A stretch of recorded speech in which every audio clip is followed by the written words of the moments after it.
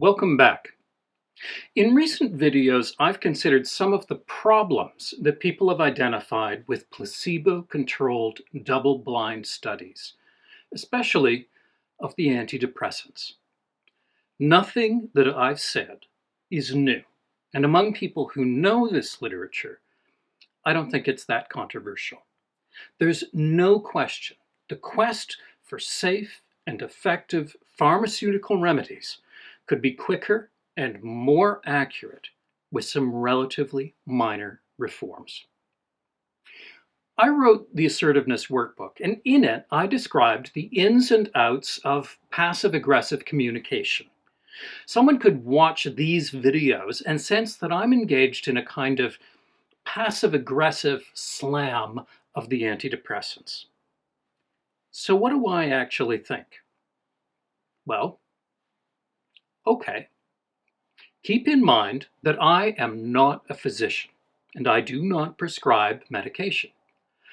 That doesn't mean that I think it's always such a bad idea. I've been conducting psychotherapy for over 30 years, and for many years I coordinated a relapse prevention program for people who had been hospitalized for major depression. And these were the most severe cases. I've trained several thousand practitioners in psychotherapy-based strategies for helping people with major depression.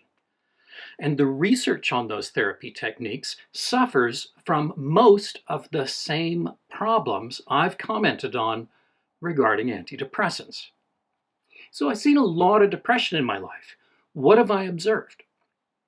Well, I've seen a lot of people prescribed medication for whom it did not work all that well, if at all. I've seen people who've been tried on medication after medication, and it's been very difficult for their prescribing physician to find something effective. I've also seen a number of people who have had significant mood problems, who've been prescribed a medication, and within a relatively short period of time, they've experienced improvement. Now, depression is a waxing and waning kind of problem. You expect a certain amount of improvement in many people, whether you do anything or not. But in some cases, I just couldn't convince myself that that amount of improvement was just by chance. I also couldn't convince myself that it was just a placebo effect. In some cases, yes. But in some cases, I couldn't see it. Many of these people didn't really expect anything to work, but they got better anyway. I don't think they would have had much of a placebo effect. Oh, I'm swallowing pills, so I'm bound to get better. Probably not. I've also known people who have had long-standing difficulty, who improved upon taking medication, and who seemed to stay improved for an extended time after that. Placebo effects don't tend to last all that long. Now, maybe the depression had just found its natural end, and after 6 months, they would have been well anyway. But as skeptical as I am about much of the science, I cannot quite convince myself that there's absolutely nothing there. But I ask myself, what is it that we want? If we're going to have an antidepressant, what do we want? Well, we want a drug that's well tolerated by almost everyone it's prescribed to. Well, no drug is great for everybody, but we want one that most people can tolerate without too many side effects. And what have we got? A lot of people get more side effects than the drug is worth. Thankfully, they can often be switched to a different medication that they can tolerate better. That's good, but wouldn't it be nice not to have to worry about this so much? Next, we want it to work quickly, not 3 months later. If it kicks in within a couple of weeks, fine. Doesn't have to be instant, but reasonably quickly. And what have we got? Well, for the most part, that's it. If someone is going to improve as a result of the medication, it tends to get started within that first month. Not as fast as we might like, but not bad. Some people say they only start to improve 3 to 4 months later. Now, personally, I do not understand how that's a drug effect.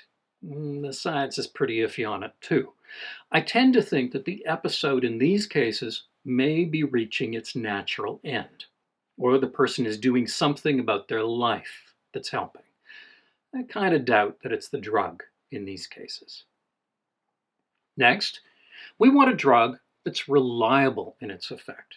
We want to know that if we prescribe it, we can pretty much count on the mood getting better. That we don't have. A lot of people get prescribed these medications and they get nothing. They may get an effect with a different medication, or they may not. It's a bit of a crapshoot, and all of us would prefer it if when somebody starts taking a medication, we have some clue that it's going to help. Most of all, we want the effect to be powerful. I don't care if somebody drops a point or two on the Beck Depression Inventory, though I guess that's better than nothing. I want to see a major drop in symptomatology. I don't want somebody who's improved. I want them cured. I want them back within normal range mood and functioning. And some people get that.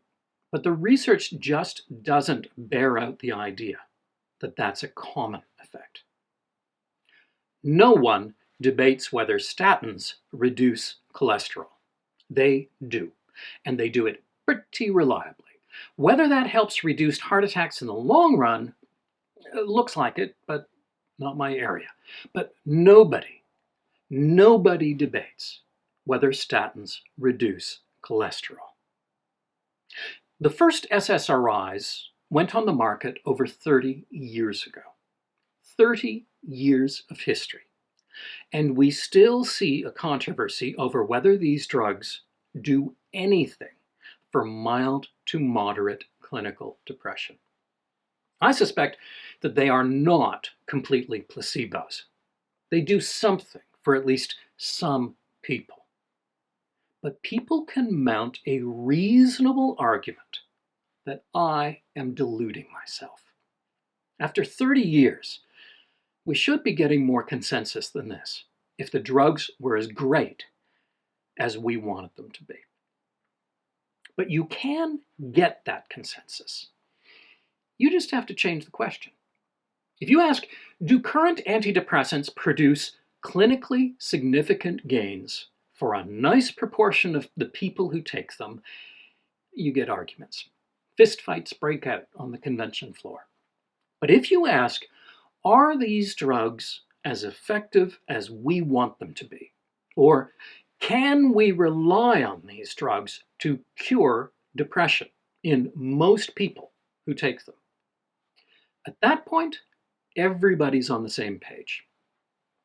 No, they're not as good as we wanted, and the progress since the 1980s has been pretty lousy. In fact, a recent meta-analysis suggested that the most effective antidepressant medication ever released was one of the first in the early 1960s. We have made no notable gains in effectiveness since that time. Part of the problem, I believe, is that we're doing the wrong thing. If you look at the lives of people with mild to moderate clinical depression, really look minute by minute, the depression often, not always, but often, looks less and less incomprehensible. When clinicians assess their clients' lives and the way that they're thinking about the world and their place in it, we're often surprised that the person doesn't feel even worse. The symptoms they're experiencing are to some extent to be expected. People have nutritionally inadequate diets, their sleep cycle is way off, they have little sense of meaning in their lives, they're isolated, there's not much physical activity, They feel stuck, and unfortunately, that way of being naturally intensifies low mood and many of the other symptoms of depression. By keeping that life exactly the same and medicating them to feel cheerful, we're taking that relatively normal reaction and trying to make them abnormal instead. In other words, for many people, not all, but many, we're not trying to bring them back to normalcy. We're trying to make them react abnormally. And it turns out that's hard to do. Now, I know what a lot of people are thinking. Why is their life like that? The depression fouls up a person's life and makes them live this way. They have no energy, no interest, no appetite. That's why they're living this way. It's not that their life causes their depression. It's the depression causing their life. That is a reasonable argument. But I would say it's both. Depression is a spiral. Circumstances in our lives limit what we can do and cause us to live in a certain way. But those effects feed back and intensify the depression. When I think, what does this person need? What I usually find is that I think if I was living that life, I'd probably feel the same way. There's nothing that unusual about them. It's not them that needs to change. It's their life, what happens during their day. So it's no big surprise to me that we cannot find a pill that adequately solves that problem. Now, that's not always the case. Some people really do seem to have an internally caused brain disorder. But I do not think that it's most, especially when we're talking about mild to moderate, non-psychotic, and non-hospitalized clinical depression. And that is the majority of people who are prescribed medication. If people want to try the medication route, I have absolutely no problem with that. Fine. But I do tell them something. Do not imagine that you can sit on the couch for 3 weeks and then start feeling better. Medication is not a substitute for working on the things in your life that need to change. If you get something from the medication, wonderful. Use it, exploit it. Take that break from hopelessness and despair and make the changes that you need to make in order to make that improvement sustainable. So that's my take on antidepressant medication in a nutshell. Keep in mind, I am not talking about you or any of the people you love. So I'm not giving specific advice for anyone's particular situation. I'm just talking about my general point of view. And there are many well-trained, well-educated professionals who would take a different perspective.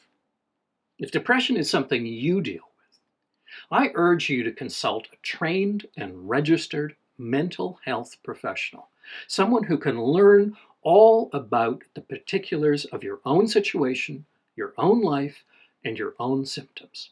They'll be much better than some guy on YouTube.